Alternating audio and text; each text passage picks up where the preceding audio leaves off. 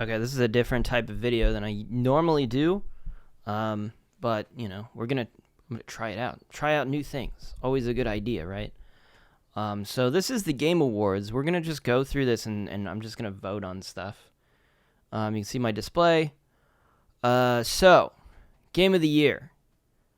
Okay, we're starting with the biggest one first. This to me is kind of tricky. Okay, I haven't played Alan Wake 2, unfortunately. I've played a lot of Remedy's other games. I played Control, and I played Max Payne 1 and 2, but I haven't played the first Alan Wake, so otherwise I probably would have purchased Alan Wake 2 and played it immediately. But since I haven't yet actually played the first Alan Wake, I feel weird just jumping into 2, so I'll get around to it, but for now I can't really say anything. Baldur's Gate 3. I wish I had more to say about this game, but at the moment I haven't played as much of it as I feel like would make it so that I can be fair about it. I started it up with my friends, and I have zero desire to play this game by myself, just none at all. I just find this type of thing. I played Divinity and Divinity OS 2 specifically, which is the only one that allows you to play the whole game with a group of people, and I found that to be such a fun experience and such a unique experience. And I don't know if I would have gotten around to playing Divinity Original Sin 2 without that being a feature. That was mainly the reason I played it. And so when Baldur's Gate 3 was announced, and it was by the same studio, Larian Studios, we all knew it was going to do the same thing, that you could play with a party and play through the whole game. Immediately I was like, oh, like I'm going to play that with friends. But otherwise, I just am not probably, I don't know, maybe someday in the future I'll play it on my own, but the thing is like, I don't know, I'm just the type of person that likes to play stuff in order. And I've never finished the first Baldur's Gate or Baldur's Gate 2, and I know it doesn't matter, but for me, it's like, I can't not do that unless I'm sure it really doesn't matter whatsoever. Like Mario, I don't think it matters if you played every Mario game previously, but this one, I feel like I don't know. It's story-centric, so playing it on my own feels weird, and it's just not like the experience that I would necessarily want out of the game. I want to play it with friends. That's my main desire for playing it. But that long-winded explanation, I like the game, but again, we haven't finished the first campaign. It's been hard to get everybody together, I guess. Or sorry, the first part of the first section of the game, I suppose. I think there's like 3 sections. We haven't finished the first part yet. So I haven't dipped into any of the, I know there's like relationship aspects to the game. I know there's a lot to it. I will say that it is maybe difficult for me personally to like pay too much attention to the story when you're playing with a bunch of other people. So I don't know how much I really care that much about the story. We just kind of like mess around and just like do stuff. I don't really entirely know what's going on. I'm just not paying attention, which is, a point in favor of playing it on my own. I would definitely pay more attention to the story, but the characters are interesting, but we don't really play with them. I don't know. I'm talking a lot, but my main thing I'm trying to say is just I don't know that I have the experience to judge Baldur's Gate 3 as a complete package at the moment. Now, for the rest of these 4, I have completed Marvel Spider-Man 2. This is the one I've played most recently. It's weird that it's on here, given how like it feels like it just came out. But I have completed it, and I will say it's an amazing game. It's more of the first game. It's streamlined, I feel like, a little bit. The annoying collection aspects are a little reduced into stuff that is more like desirable to actually do. I like the idea of having the two Spider-Men. I like how they play somewhat differently. I like having... The game has multiple narratives going on. It feels like there's like 4 or 5 different stories. Like the game kind of goes through an arc, and then it goes into an entirely different arc with entirely different stuff going on. And it you have the two characters who are obviously invested in very different things in their lives. It's a pretty like maybe not complicated, but just complex game. At least in terms of its story. In terms of its gameplay, I felt like the first game is definitely... I feel like the first game feels better in its combat, whereas this game is trying to like ramp up the combat in a way where it doesn't feel as necessarily like focused, and you don't feel as sort of in control necessarily. I definitely feel like more in this game it's just spam everything that I have in my kit, because why not? You have so much stuff. Even as you upgrade, just spam everything and you'll just win. Like, you don't necessarily have to... it still feels good when it feels good, but I do feel like their desire to ramp up the difficulty and make some of the enemies a lot harder just makes you want to just spam shit instead of like trying to hard focus on like, dodging and weaving and doing like cool stylish stuff, and instead just kind of mashing. But I really like it, and I really like the story, and I really like the characters. It was a good time for me. Resident Evil 4. Great game. I played it on stream. I didn't play the whole thing on stream, but I played the rest of it off stream. I did finish it in professional mode, I believe. Or hardcore mode. I can't remember what it was called. But I finished the whole game, and I don't recommend necessarily playing it that way, because I feel like this is sort of a feature of modern games, is just that, the hard modes have just taken a big hit because gameplay is just not as snappy now. It feels like modern games try to just look really nice first and foremost. It's like, make sure the animations and everything is smooth. Like, you can't snap to stuff and just kind of have that sort of jitter in the animation. So the animation has to be full from like when they're doing one thing to doing another thing, so it looks like the character is not...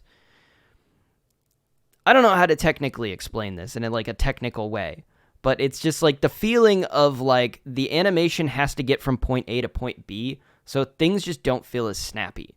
And with Resident Evil 4, this is a game where that definitely feels like a thing, and I feel like it got in the way of the combat or the the combat, the gameplay just being as solid as the original. Now, I'm not gonna say it's terrible or anything. It's just a small issue that I have with it that I wouldn't have say about the original game. But overall, it's good. I don't necessarily think that any of the things that were like... I'm a massive Resident Evil fan, obviously. It's one of my favorite franchises of all time. I don't feel like the changes they made to the game were necessary. I don't feel like the game needed a remake. I feel like the first game is in my opinion, a fairly perfect game. To like remake this game is just felt like so unnecessary to me. I'm like, now what are they gonna remake RE5? That's gonna feel so weird, given that game came out on the 360, the PS3. But I guess they just remade Dead Space, and they remade the first Demon Souls. They technically remade The Last of Us, I guess. They call it a remake, but I don't know. Last of Us Part 1, they did a remake. I don't know. So we are in that direction where, like, yeah, you can remake those games and people don't bat an eye about it, but it just feels weird that we're in that territory of, like, remaking games like this that feel to me to be a generally modern enough experience, that you can just HD remaster RE4 and it's feels as good as it did when it came out, you know. I don't know.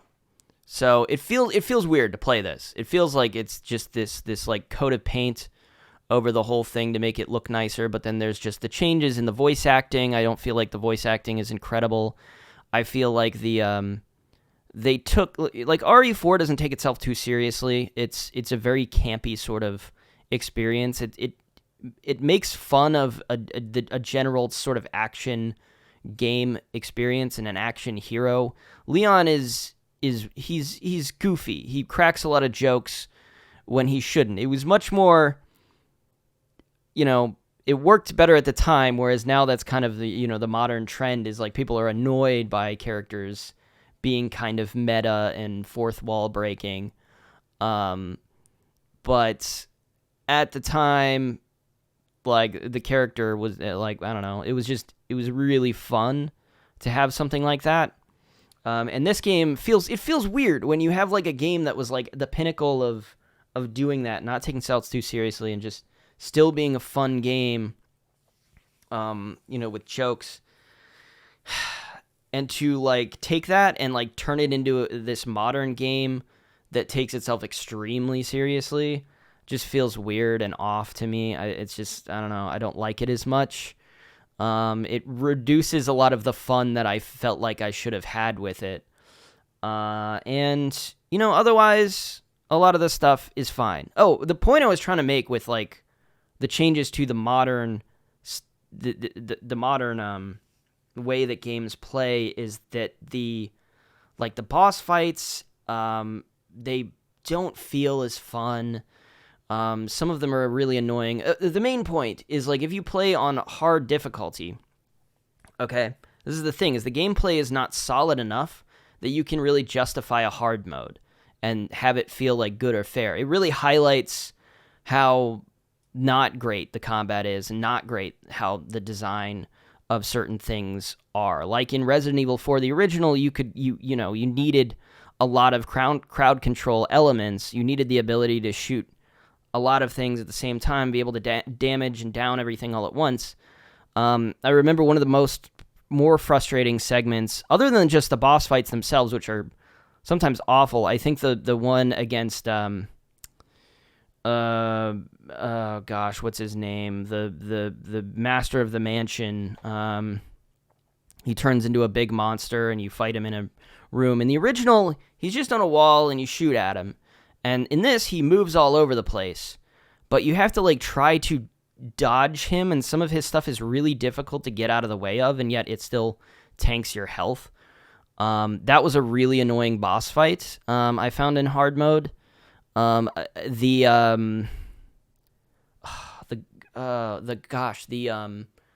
dudes with the claws and the sewed eyes, they were way more obnoxious to fight, and there's a section where they put them in with a bunch of regular enemies, and it's just like, in the original, like, yeah, you can deal with this situation because you can, you know, shoot these guys and use stuff that will affect everything, and you can still use the kicks and all of that, and it will affect them as well. The kicks don't affect these guys, so if you down one of the enemies and you get a kick, it doesn't affect him.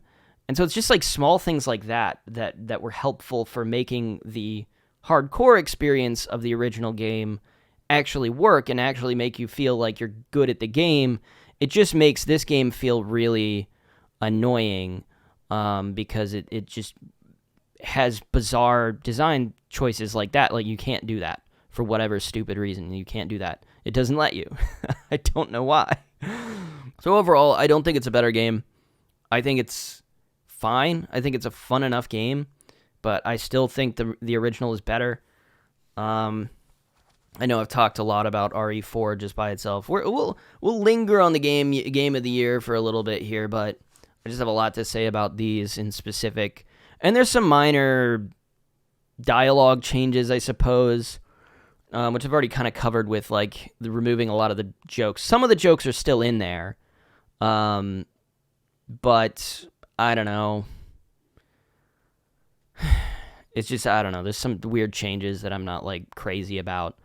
Mario Wonder fantastic game. I played it a few weeks back. I had a really, really good time with it. I thought the game was phenomenal.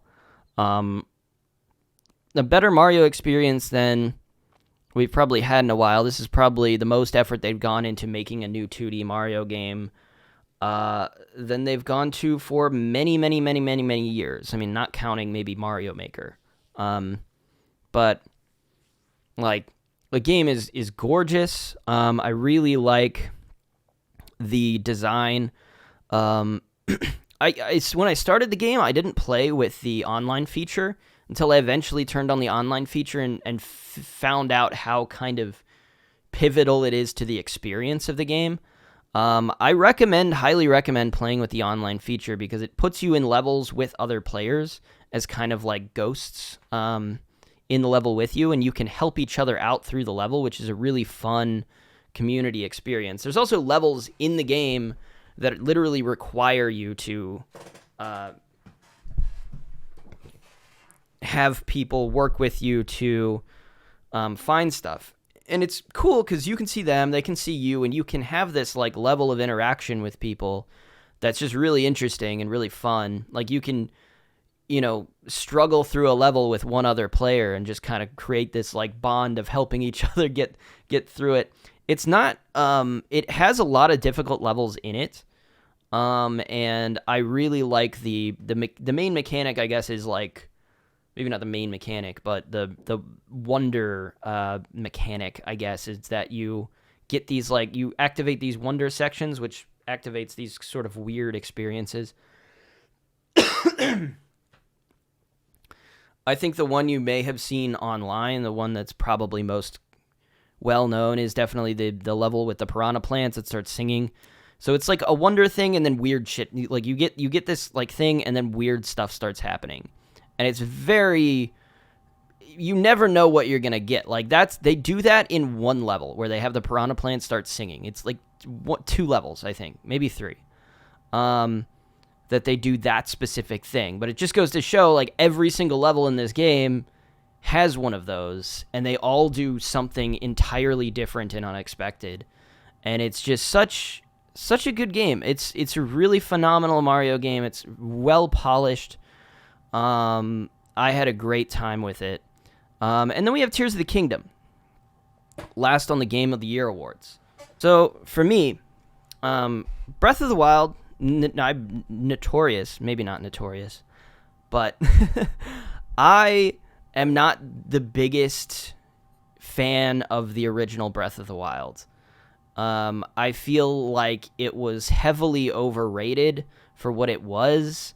As a huge fan of the franchise, I felt like the game took a lot of steps back in order to do one very specific thing, which was to create a enormous open world in which you could go anywhere right from the start of the game. Like you could go straight to the final boss, and the central concept that they wanted to do was not really put anything in your way that would prevent you from going wherever you wanted.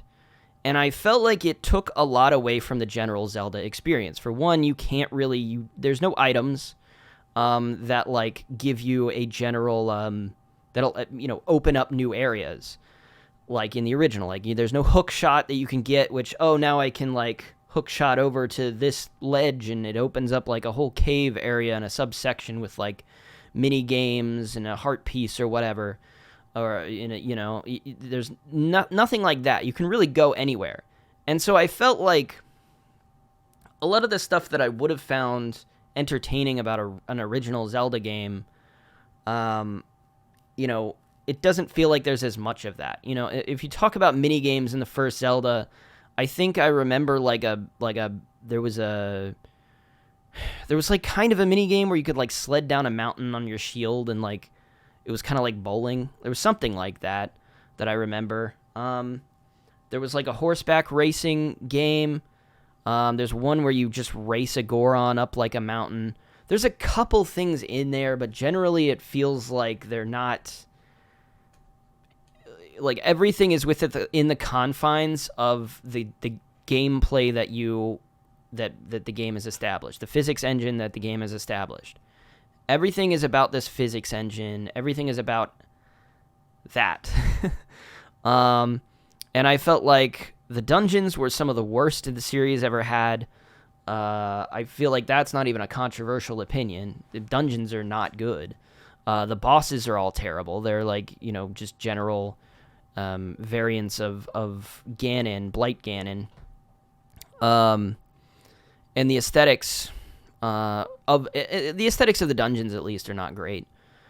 And a lot of the gameplay is sort of tried, it's found outside in the main game world. There are some sort of mini bosses you could call like the Hinoxes, like mini bosses, the Molgas, Moldugas in the desert. Those are kind of mini bosses.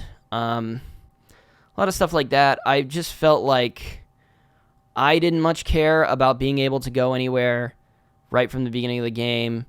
I felt like I would have preferred to just have cool items to get throughout, even if it changed the gameplay experience. I felt like the main quests were kind of very samey. Like, go to an area, do like a small little mission, and then go straight to the dungeon. Like, that's the rinse and repeat. Every single time it was the same thing. And I just didn't care that much about the whole physics element of it. I know there's crazy stuff you could kind of do in it, but I much preferred like the traditional combat. I felt like it was annoying to fight enemies. I'll say they changed stuff with how Z targeting worked, and they changed just the camera controls, and the ability to change targets on an instant. That's the worst thing that they did, is you can't just instantly change targets. It's really annoying. So it makes the normal combat just kind of terrible. I don't know. I could complain about Breath of the Wilds all day. It's as much as I complain about it, I did actually enjoy playing Breath of the Wild. It's just I don't think it's nearly as good as people kind of give it credit for. Now, Tears of the Kingdom, I felt like is a much improved experience. I felt like they definitely improved the dungeons, and the bosses are all unique. But I still don't think the dungeons are like... I think they're better. I don't think they're still as good, because of the way they have this. They're like... They really wanted to avoid putting loading screens, which is weird because all of the shrines exist in their own space. But the dungeons themselves, no, those have to just exist physically, fit into the world. So it kind of made for these sort of weirdly designed dungeons. And then you also have the climbing mechanic, which kind of breaks your ability to actually design a dungeon in a sort of linear way. It's like the player can just go wherever the hell they want, unless you make it so the walls aren't climbable, but they decided not to do that. I think just to like preserve this like experimental concept that they were going for, if that makes sense. It's very experimental. And I think it's most, it's funny because a lot of games haven't like tried to copy Breath of the Wild's like overall design in that sort of way. I haven't seen a lot of games that have really done that. There's a lot of open world games that have sort of just kept doing the same thing that they've always been doing. And I think it's just because they recognize that the concept, if you design things in the same way as Breath of the Wild, like you set yourself up for an inability to design things properly. You can't really design a dungeon in the same way that you could design a dungeon in an original Zelda game. You can't do it because the player can climb the walls, the player can do whatever the hell, and you can't offer them something new that allows them to traverse the dungeon in a different way. Like in the original games, it's like, oh, give them a bow, and then they can hit all these switches. It's like, you can't do that. So now it's just like, they're just kind of weirdly designed in that you can kind of go wherever you want, and they're all kind of the same in that you're just like activating like 5 switches or something, and then you just fight the boss. It's just... like, it's clear to me that what they did in terms of like designing this gets in the way of them also trying to make those parts of the game really, really good. It's like most of the game that is good takes place out in the overworld with you just kind of exploring and finding a new thing. But like when that gets old, you like the rest of the game, like if you focus on the rest of the game sucks, you know? That's like you better hope that like you are heavily invested in exploring the world and coming across new things, and that just the act of exploring itself is reward enough. Because hell, what are you gonna find? I mean, you're gonna find a shrine, or you're gonna find some normal weapon that's everywhere in the game. Like there's no special weapons or anything like that, really. Not that I would say like is like a unique weapon, you know. Every weapon is available pretty much in multiple places in the game. This game does have the underground section, which again, I feel like the thing is like it's good for a while until you're like sick of it, and then you're like, oh, it's not as cool as like you hope it is gonna be. I have known multiple people that were excited about this game that did not finish it, and I think it's just because it once you get past that initial like, oh man, I'm so excited to play Breath of the Wild 2 again, you don't care to see it through to the end, really, But I will say the final boss is really good. I liked the final section of the game. The way they did that was quite good. The combat is better in this game. I don't know if I mentioned it. The combat is better. The bosses are better. The dungeons are better. They're still not great, and I don't think they can really match OG Zelda design of dungeons. I don't think they can, just because of the way they're deciding to design this game. The above section sucks. Initially it feels like it's going to be cool, but there's very little up there, and it's really annoying to traverse, so I don't care about it really at all. Like I was saying, the underground section, it's cool. There's some things you can find down there that are pretty cool. But, and you do get rewards for doing certain things. You can get certain armor, special armor stuff. And I did like how they did that better in this game as well. Because, again, in the Breath of the Wild, the armor, save for, like, the EX stuff, I think, and, like, most of the armor you would just buy from vendors and stores. I think, like, there's some exceptions. Like, I think the Zora armor you have to find in specific places in the world. I think there's like a sort of a minor quest to find those. I think maybe the rubber armor as well, like the protects you from lightning, I think maybe you find in the world as well. But in this, all of the armor, most of the armor you can just kind of find. So it does fix that issue of just like exploring and not really, what you find is what you're expecting to find. And I also really liked the building mechanic of like putting stuff together and building little vehicles, and how cool that was. That was much more interesting to me than the mechanics of the first game, where it's just like you can stop time, and it's mostly like, what can I do with this in combat? And then when you do stuff with it in combat, it doesn't do that much, especially against larger monsters. It's like I can fling a log at an enemy, but it'll just like hit them for like 2 damage. I was like, okay, well, that's going to take forever it takes forever to set up. It's not worth it in the end to actually do it. So it's like cool that you can, but why would you, Anyways, that's my big rant about Zelda. I could probably talk for hours just about my issues with Breath of the Wild and how I don't really want Nintendo to just do this as Zelda from now on, because I feel like with this game, you're already starting to see that like that experience you can only go so far with that experience. It's gonna feel very samey. They can only do some minor, like they can only throw some new thing in there, like the vehicles and attaching a bunch of stuff together, and it's like, oh, it feels new again. But it's the same world, and basically the same overall structure. And I feel like there's only so much you can do with that before people are just gonna like not care. I really don't understand the overall like insane love that people have for these two titles in comparison to a lot of other games that are like open world. People act like this is like way above everything else that's ever existed, and I'm like, it's flawed. It's a flawed experience, and there's a lot of open world games that I would prefer to play over Breath of the Wild.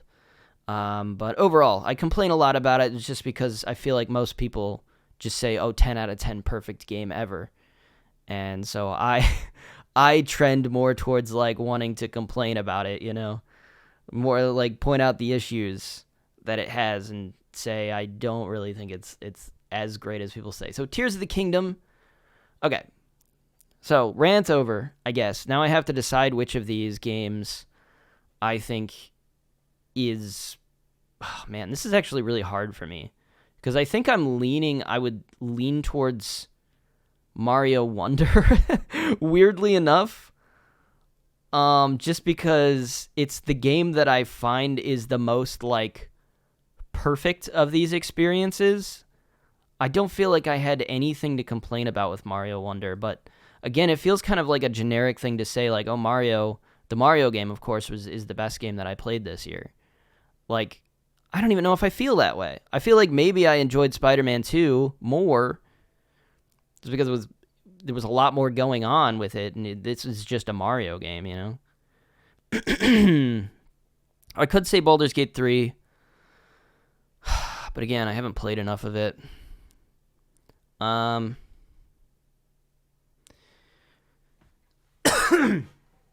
don't know. I think I'm just going to go with Mario Wonder on this, and I know somebody's going to be like, wow, what a loser you are for voting on that.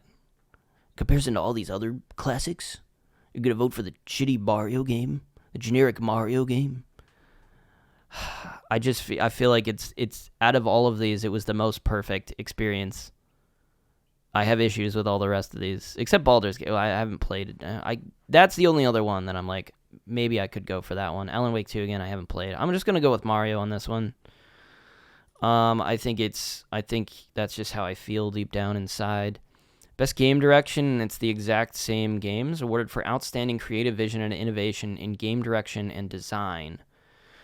Okay, so this is different. This is a very different thing. Best game direction, outstanding creative vision and innovation in game direction and design. I feel like I can toss out Spider-Man 2 and Mario Wonder, because I feel like as good as Spider-Man 2 is, I don't think it's doing all that much innovative. It feels like it kind of is just the first game, but like let's make it slightly better, more perfect of an experience. But it's mostly the same as the first game, at least in terms of its just general gameplay. Baldur's Gate 3 might be good for this. I feel like I might be able to judge it on that front. Just in terms of its creative vision. But again, it is just it's a Western RPG, but I like what they're doing with the physics. I'd like to see more games like this, because it's one of the most fun games that I have in a multiplayer capacity. Outstanding creative vision. This is just Zelda it's just an open world game with a cool car driving mechanic. Can we just like be honest about that? Is it really like super innovative? I don't really think so, because I really don't feel like games are gonna generally go in this direction, because I feel like they take more away from the designers, the developers' ability to like actually do anything by just holding them within this structure of like, this is what the game has to be. I know that sounded like very unspecific, but I just generally the rules of the world make it so that they can't really design stuff as well or as tightly as they might want to, you know? That's just what I mean. The ability to just climb everything without any, like, the only things you can't climb are in the shrines. This is what, that's what I was saying, is like in the shrines, they take all those rules out, only in the shrines, just so that they can design good puzzles and good stuff in the shrines. They're like, you can't climb the walls, and you can't. Well, I guess that's basically it. It's just restricting them on that one thing that allows it to, like, makes it so the player has to interact with the puzzle in front of them, you know? Not to say that people don't find, like, creative ways to break the puzzles and, like, do something else entirely, but they have to be more, like, the player has to be more creative about doing that. You can't just climb over everything. You can't just climb up every wall and just, like, climb to the end. They know that mechanic would break every single shrine in the game. And that's my point. It's like it breaks the design, and they still allow you to do it in the dungeons, which breaks the dungeon design. It's not a mechanic that is actually in allows them to design a great game. It's just a mechanic that allows the player to feel this level of freedom that they don't have in any other game. That's all it is, you know? So that's what I'll say. I don't think other developers, other games are going to go in that direction and include a mechanic like that just because of how stupid it is. Just to them as designers and developers, how stupid and difficult it is to design a game that is good while allowing the player to do whatever the hell they want. That's it. I think I'm done ranting about the new Zelda direction. That's what I'd say. I don't think it's innovative because I don't think people are going to keep using it. I think it's a step in a direction that is just weird and not really going to catch on. Mario Wonder, again, I voted Game of the Year for this, but is it that innovative? No, for a Mario game, it's basically the same. It's just probably one of the best 2D Mario games I've played. It's just really good. I feel like I have to give this to Baldur's Gate 3 or Alan Wake 2, honestly. And innovative Baldur's Gate 3, I don't know if that's true. I feel like it's just pulling stuff that you can do in a lot of other games into this game. And like that's cool and great, but is it that innovative? I'm probably just going to say Alan Wake 2 despite the fact that I haven't played it. I feel like I've heard stuff about it and people are like, "Oh, this game is really amazing and incredible." So I'll just give it to Alan Wake 2. I feel confident about that. Best narrative. Okay, this is, again, difficult for me because I haven't finished this, haven't played that, haven't played this. I have played Final Fantasy 16, and I have played Marvel's Spider-Man 2. Final Fantasy 16, I feel like the narrative for this game was really good and was probably the best thing about it. The insane... It's like, I described this once as Game of Thrones meets like Attack on Titan. I feel like are the two big things that this is kind of like. You know, there's these huge monsters that you're fighting in these really over the top battles. And although I would say as a Final Fantasy game, it's a bit of an odd duck.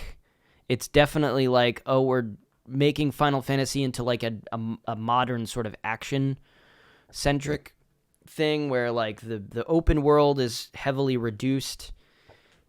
There are like 4 or 5, there's like 4 big areas that connect into these large sort of... things, I guess open worlds, I suppose. Generally, the game is very linear, but out of all of these that I have played, which is really only these 2, I feel like the narrative of it is my favorite by far. I thoroughly enjoyed the game. Now, do I want Final Fantasy to go in this direction from now on? That's another issue. I would say probably not. I feel like... I don't know. It's definitely feels like they went all out with the narrative, while reducing the idea of a JRPG and like what that entails, and kind of just turning it into this more action-centric. I'm not complaining really because I enjoyed it thoroughly, but it's a very different type of game. they did kind of a similar thing with Final Fantasy VII Remake, where it's like they're trying to turn it into more of an action sort of thing.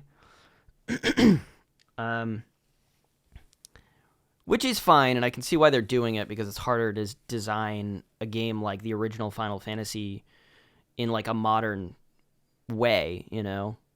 Or like Final Fantasy VI in like a modern way. I guess this is about close as you can maybe get. I don't know. I'm not a game designer, but I'm giving it to Final Fantasy VI. That's what I'll say. I did like the narrative of Spider-Man 2, but I just I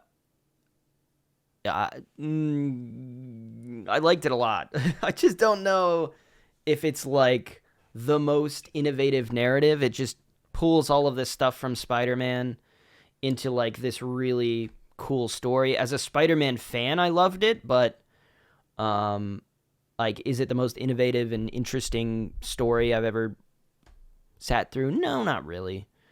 Best art direction. This is a tough one. I think we toss out the two Nintendo titles. I mean, Mario is just, it's Mario art, it's Mario. It looks like Mario. That's the art direction. But what I will say about it, though, is the animations are really, really well done in this. There's a lot of intricate animations to how the characters interact with stuff now, which makes it look really smooth and beautiful. I will say it is a gorgeous-looking game, but it generally, if we're being real about it, it looks like Mario. Hey, let's just be honest. This just looks like Breath of the Wild again, and I don't even think I really love the art direction of Breath of the Wild originally. I know I talk a lot of shit about Breath of the Wild, and I'm kind of just going to add that to the list of, like, do I like how it looks all that much? I don't really think so. It's kind of a cross between, like, the cel-shaded style of, like, Wind Waker, but applied to, like, a sort of, you know, a more, like, a Twilight Princess-esque or, like, Skyward Sword sort of thing. It looks, I don't think I love it, really. I'm not crazy about it. They could design it differently, and I think I might even like the game a lot better. If it looked like Twilight Princess, I think I might even actually enjoy the game more, honestly. It's kind of a weird thing to say, but I'm like, I might be that terrible. Hi-Fi Rush I haven't played. It looks cool, but it also looks kind of... It looks like sort of what you would get if you had a Western cartoon and you were like, let's kind of like design it kind of like anime. That's kind of what I'm getting from that. Lies of P, I haven't played. I'm just going to give this to Alan Wake, probably. I haven't played it, but I feel like I should, given how many categories it's on. Jesus Christ. Best score in music? Okay. This is, again, tough for me. Or is it? I just want to give this to Final Fantasy 16, I think, really. Again, I can't speak on this. Baldur's Gate, I feel like the music is fine. I'm not, like, crazy about it. I don't know the music in Alan Wake 2. It might be a contender for that. Zelda, again, this is another thing where it's, like, it's mostly just ambient sound. Like, there is music, but it's like 2 songs, maybe, and it's like a theme. For each individual, like there's probably a theme for Zelda. If I heard it, I'd be like, oh yeah, I do like that medley or that theme. I'd probably say I liked it, but I don't know. It's not my favorite. Like, Zelda soundtracks really should be phenomenal, and Breath of the Wild didn't wow me in that way, and neither did Tears of the Kingdom. So I can't really give it to Zelda, I feel like, but the Final Fantasy 16 soundtrack was really solid, so I'm going to go there. Let's see. Best audio design. Okay, tough. So this one is tough for me. Audio design is different from, like, a soundtrack. It's like the design... Some of the best audio design that I found was Resident Evil 8. I absolutely love how Resident Evil 8 sounds if you play it with, like, headphones on, because you can hear, like, if you're in a mansion or something, you can hear, like, the wood creaking, and you can hear, like, a source, like, it's coming from steps, and it's, like, It's so good with like these little sounds that you just hear all over the place, and you're like, "Whoa, is that somebody coming towards me?" It's just brilliantly well done. And I feel like RE4, I don't remember it as much being at that level of good, but it probably was. I feel like I should remember it, but it probably was. Again, Alan Wake 2 probably is better. Dead Space I didn't play. I hate to say it. I meant to, but I never got around to it. So I'm going to give Resident Evil 4, even though I don't really recall. I might be wrong about that. I don't know. Best performance for voice over acting, motion, and or performance capture. Well, you have to tell me who they played in this. Neil Newman. Who did they play? Yuri Lowenthal, Spider-Man 2. He was probably Spider-Man. He was probably the voice of Spider-Man. Marvel's Spider-Man 2 cast. This is a stupid category for not telling me. Yeah, he played Peter Parker. Neil Newman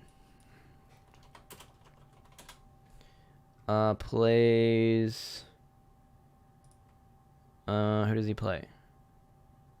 Baldur's Gate 3. Who does he play? If I had to guess, here's what I'm going to guess. He played the vampire dude.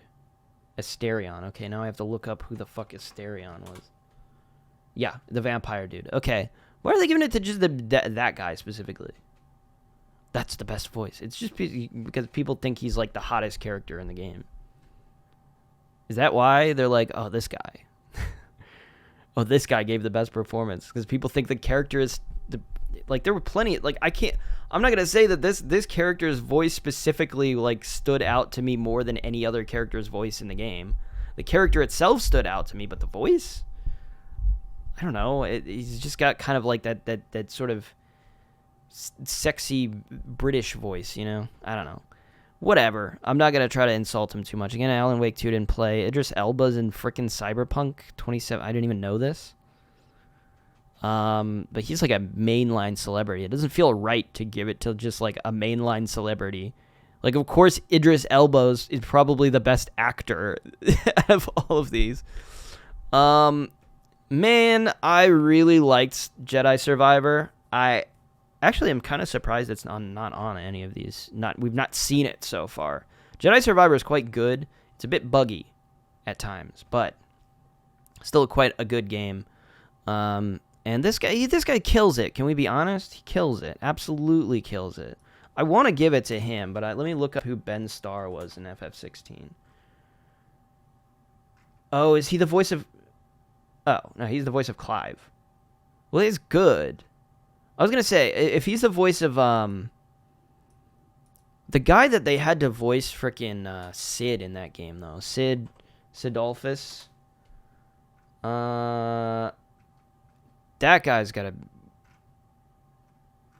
incredible voice. He was also, I noticed when I played a little bit of Diablo 4, he was in Diablo 4 as well. That guy, I would say, is like... That performance, like, killed me. I love that. But this guy, he did a good job. Clive is great. I'm not complaining or anything. Clive's fantastic. Ralph Ineson. Is that right? Yeah, he's got an amazing voice. I'm going to give it to Cameron Monaghan, my man. This dude did a fantastic job. I feel like I just got to give Star Wars something here. If this is the only thing I give Star Wars, I think it deserves it. Innovation and accessibility. Recognizing software and our hardware that is pushing the medium forward by adding features, technology, and content to help games be played and enjoyed by an even wider audience. Sorry, what? Recognizing software and our hardware that is pushing the medium forward by adding features, technology, and content. I wouldn't know. I wouldn't even know how to vote on this. I have no clue. Like, probably in accessibility. I don't think this is like specific. The way it's worded, accessibility, often you think of like somebody that's, I guess, what's the word? Somebody that's disabled. Often accessibility applies. But I think this is saying like, creating games and content in a way that is most accessible to now a wider mainstream audience. So my brain is immediately going to like when they added that like story only mode in like God of War, right? And you click God of War and you're like, oh, I'm just playing for the story. Get rid of that pesky combat that makes me have to try really hard. More people can enjoy God of War now because the combat is easy. Because you don't have to play the combat. I kind of think that's stupid a lot of the time. Like, that's the point of playing games is not to experience this. Like, just go watch a Let's Play if that's what you want.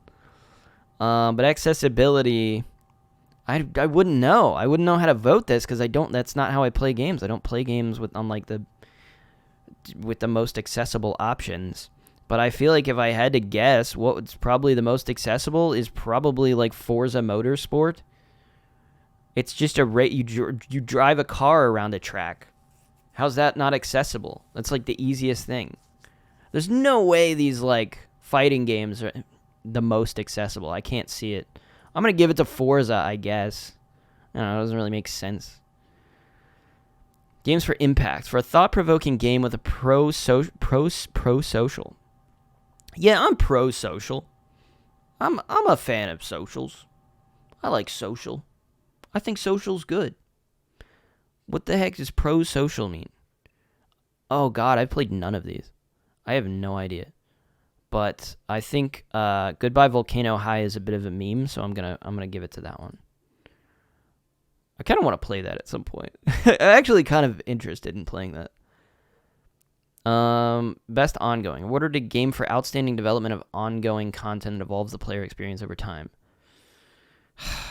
I mean,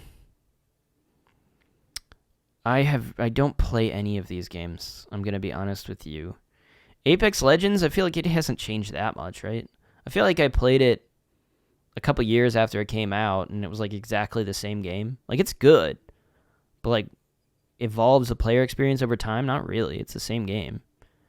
Cyberpunk, I mean, was just started as a bad game and then became like a playable game. Maybe a good game. I've heard people say the DLC is good. I don't even know if the original experience of the game is like good now. I've still heard people didn't really like it that much. So it's like, yeah, I guess overall it's probably the biggest change from being like unplayable to like good, but like, should we reward them for that? I don't think so. Final Fantasy XIV, I don't know. I've heard it's really good.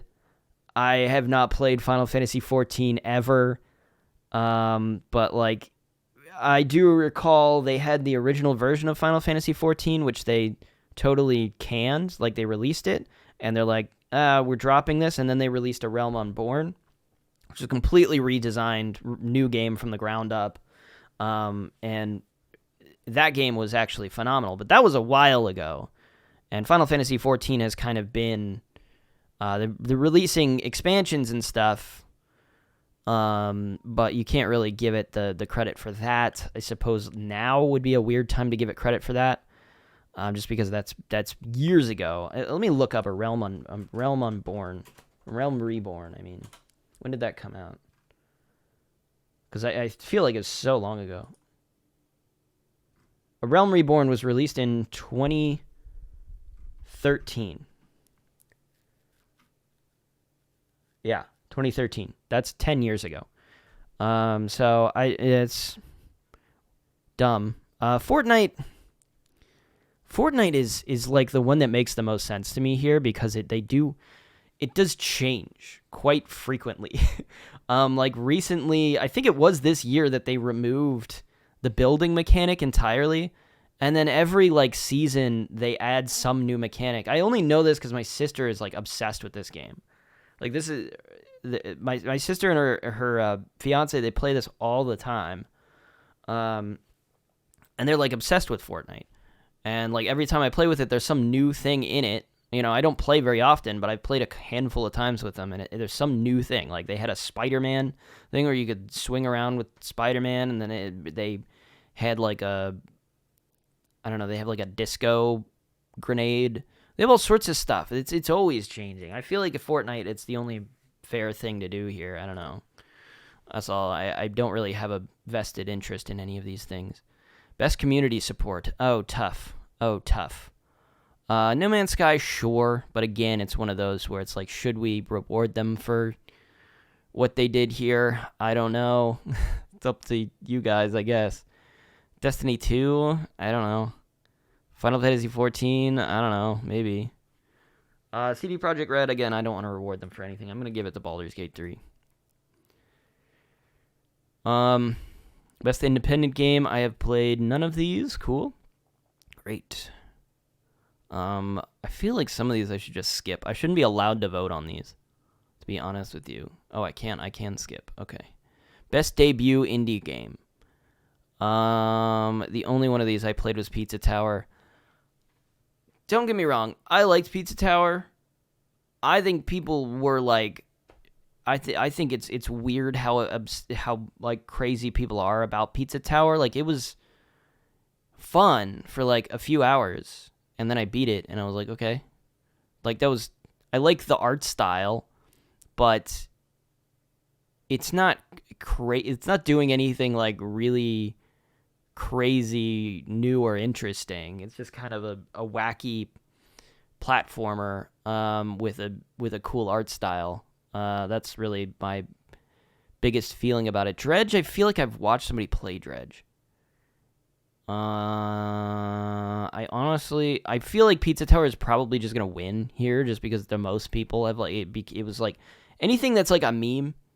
People are just like, people that don't know what to vote on, they're gonna be like, oh, Pizza Tower, I've heard of that, and then they're gonna click on that, and then it's just gonna win. These contests are kind of stupid, no matter what. I'm gonna click Dredge here just because. I feel like it's a fishing game. It's a game that's kind of a dark world based around fishing. I do recall it. Best mobile game. I should not be voting on this. I hate mobile games. Be honest with you. Don't really play them. I am going to skip this because I don't care. VR, skip. I don't play VR games. Best action game. Okay. Maybe I can vote on that. I didn't play Remnant 2. Have I Rushed? I didn't play Ghost Runner 2. I didn't play this either. I played the first Ghost Runner. I think I streamed Ghost Runner a while back. I think I streamed it. No, I didn't, actually. No, never mind. I didn't do that. Pretty sure I just played it. I didn't even know there was a sequel, honestly. Dead Island 2. I didn't play it. Armored Core 6. I gotta give it to Armored Core 6. I played not enough of this because it was hard, and I wasn't, like, crazy about it. I don't know if I'm gonna go back to it. I kind of planned on it, but then at the same time. Best action adventure game. Okay, Star Wars Jedi Survivors here. Action adventure game. I mean, combining combat with traversal and puzzle solving. Tough. I want to, again, Alan Wake 2, I wish I had played. Resident Evil 4 or Spider-Man 2, I think is where I'm going to go here. If I don't give Spider-Man 2 an award for anything, I feel like this is what I should give Spider-Man 2 an award for. Because I feel like that's fair. I'm going to give it to them. I'm going to give them that one. Action adventure, sure. Best RPG, tough. Probably Baldur's Gate 3. Just in terms of being an RPG.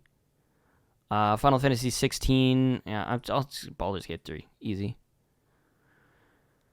Best fighting game. I have no stake in this whatsoever. Best family. Again, no stake. Well, Mario Wonder is probably. I'm probably Mario Wonder. Okay. Kind of have to do that. Best sim strategy game. I wish I'd play. I need to play this. Reboot Camp. Fire Emblem Engage, I didn't play. City Skylines 2, I didn't play. I haven't played any of these. I can't vote on this. Best sports and racing game. I can't vote on that either. I don't know. Best multiplayer. Okay, so Mario, I know I raved over like the multiplayer experience. I feel like it just adds to the experience being overall more fun. If you play, honestly, I played the first world without that multiplayer, and I was like, I was kind of like meh about it. And then I played it with the multiplayer on. I was like, oh, this is cool. This is really interesting and fun now that I'm playing with other people. But it is funny to me to think now that, like, I actually thought the game was kind of mediocre without it. It's just kind of like Mario. The rest of this, I don't know. Baldur's Gate 3. What's up next? Best adaptation. Oh, come on. You for real? I didn't even know there was a Gran Turismo adaptation, I'll be honest. Castlevania Nocturne, all I know is I heard from my friend that he didn't like it.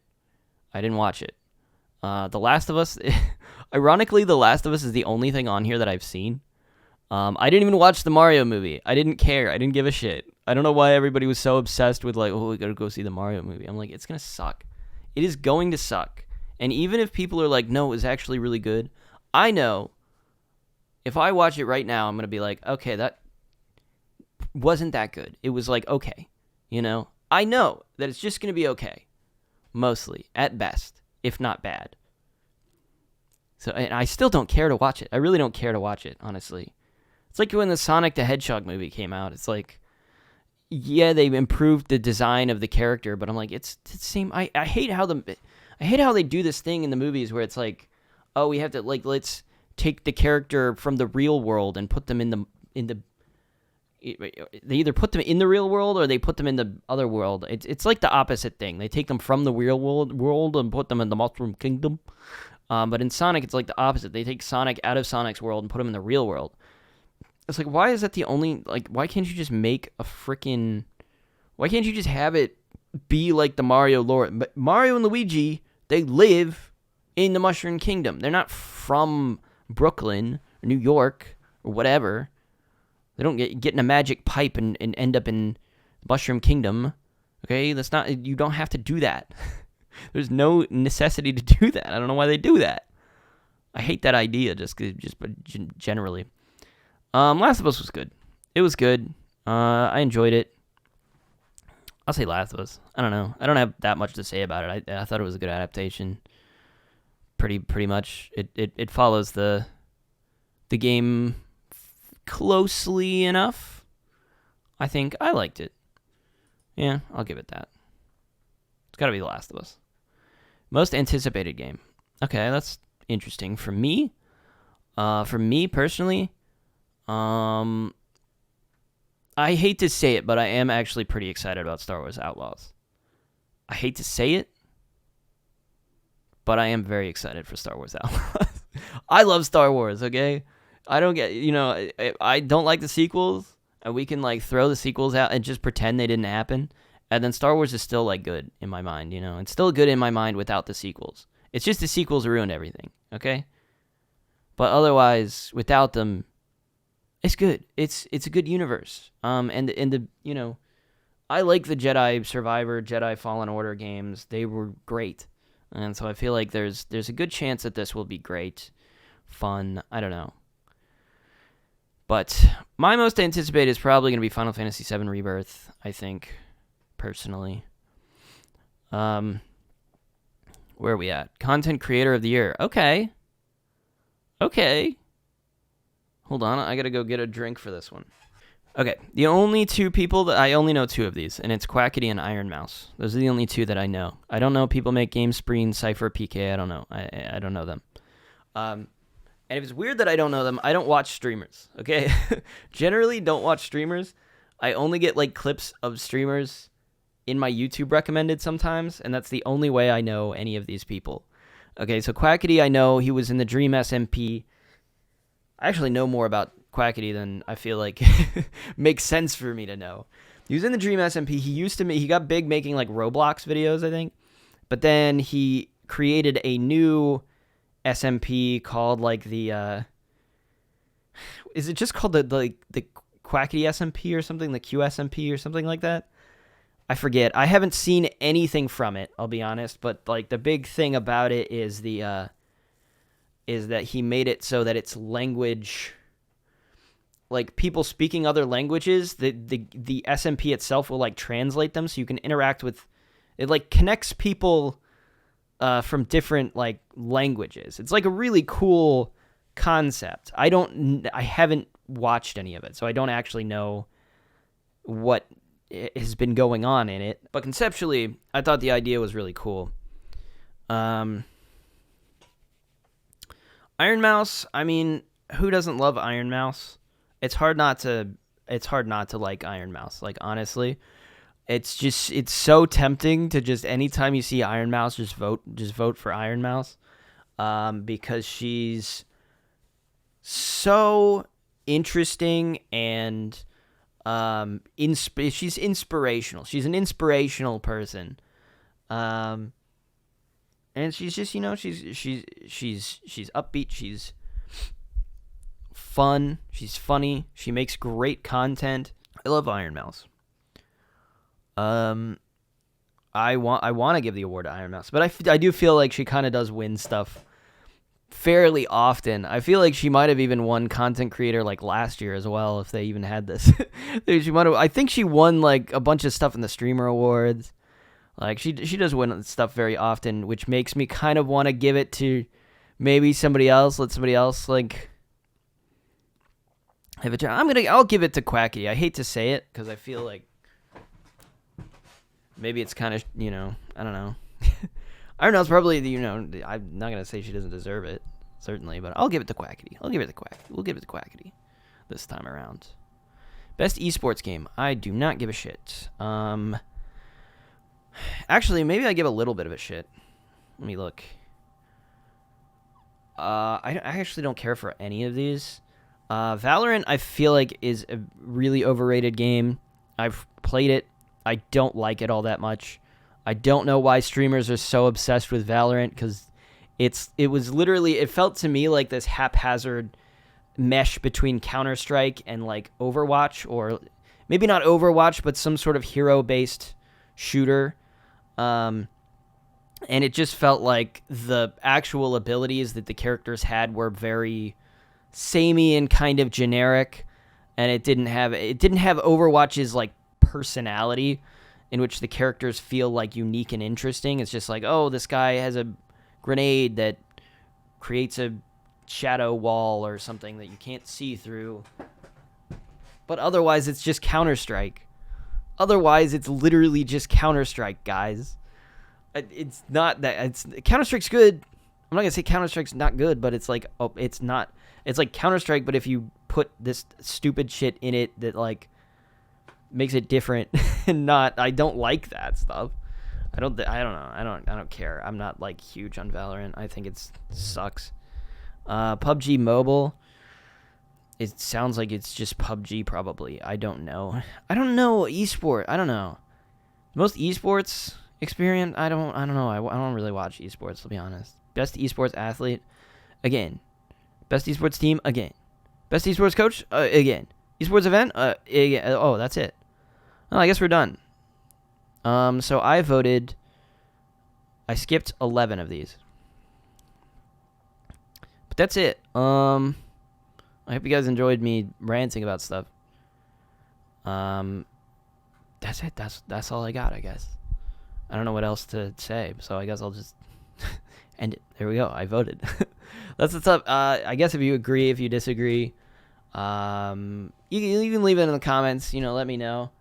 I know some of the stuff I say, I'm always like frightened to put it out, because I'm like, man, I say some stuff that I know people are gonna get mad about. People like if it's just the specific people see this, they're gonna be like so mad at me, and they're gonna be like, you're so stupid and so wrong. And I'm like, I know, but I feel the way that I feel, and sometimes I don't. I'm not super eloquent with how I say stuff, so that's another thing that I'm worried about, is like maybe I don't word it in quite the way I mean to. So yeah, tell me if I'm wrong in the comments, and I'll respond. We can discuss it. We can have a good time. We'll all be wholesome, and we won't get mad at each other for our opinions. Okay.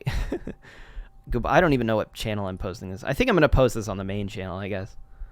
I may as well mention here that I have 4 channels. Antixessus, that's this channel. Antixessus VODs, that's my VODs channel for when I stream on Twitch. I just upload the VODs to my second YouTube channel. I have Antixessus Gameplay, which is kind of a place where I just upload odds and ends in terms of gameplay. Sometimes if there's like a hard boss in a game I'm just playing on my own, I'll like upload that. Or if there's like some thing in a game. It's kind of harder to explain that, what that channel is for, but it's like, it's stuff that I don't feel like makes sense to post here. It's just like sort of bits of content or bits of like stuff I find in games that I'm like, oh, maybe somebody needs to know this, you know, somebody will be helped out by this. So that's what that channel is for, basically. And then my fourth channel is just my name, Wes Stafford. And that channel, I upload mostly drink reviews at the moment. I just did, I think the last video I did was like a guitar cover. So more like IRL sort of stuff with my face in it, like this. This is, you know, a rare occasion. I'm going to try not to show my face too much on these, you know, on this channel, but it's because I feel like it doesn't really add anything, more than it like takes away. So yeah, that's it. So I guess I'll, you know, just add that on the end of this, just for the hell of it.